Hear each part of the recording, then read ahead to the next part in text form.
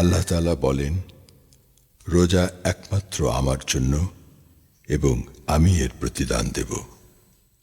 হাদিসে কুদসি। আল্লাহু আকবার।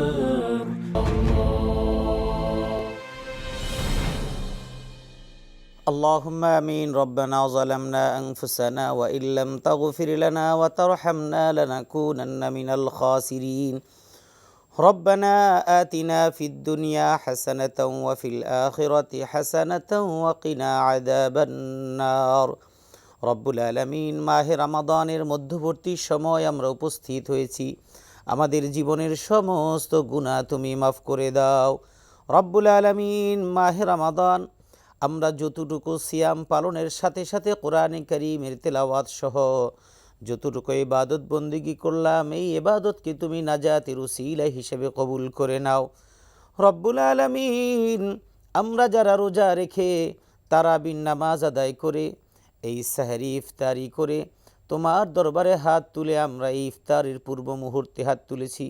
ইফতারের পূর্ব মুহূর্তে দোয়া কবুলের সময় হিসেবে তোমার কাছে ফরিয়াদ করছি, মেহেরবানি করে আমাদের জীবনের গুনাহগুলো তুমি মাফ করে দাও রব্বুল আলামিন। অনেকের মা বাবা এখন নেই, গত বৎসর হয়তো ছিল, আজকে ইফতারের টেবিলে হয়তো নেই, ইফতারের দস্তরখানে নেই।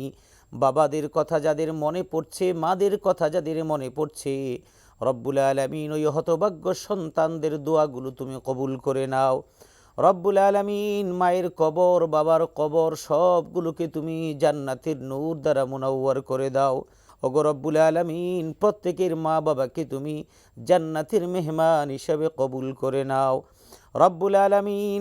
যাদের বাবা মা বেঁচে আছে, এই মুহূর্তে যারা মা বাবাকে সঙ্গে করে ইফতারের জন্য সমবেত হয়েছেন, টেবিলে বসেছেন, দস্তরখানে বসেছেন, রব্বুল আলামিন এই নিয়ামত যাদের আছে তুমি তাদেরকে নেক হায়াত দান করে দাও রব্বুল আলামিন। মা বাবা, ভাই বোন, আত্মীয় স্বজন সহ সকলকে তুমি কবুল আর মঞ্জুর করে নাও।